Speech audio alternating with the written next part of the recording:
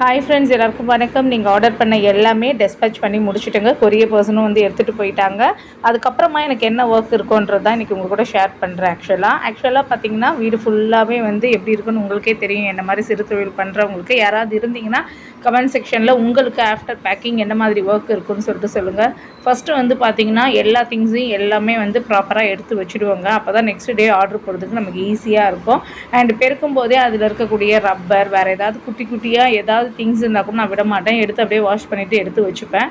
And steps வந்து end வரைக்கும் போயிட்டு க்ளீன் பண்ணி விட்டுருவாங்க. கிட்டத்தட்ட ஒரு 4 மினிட்ஸ் தான் அது எடுக்கும். ஆனால் வீடு வந்து பார்க்க அவ்வளோ நீட்டாக இருக்கும். ஏன்னா நம்ம மெயினாக யூஸ் பண்ணுறது ஸ்டெப்ஸு.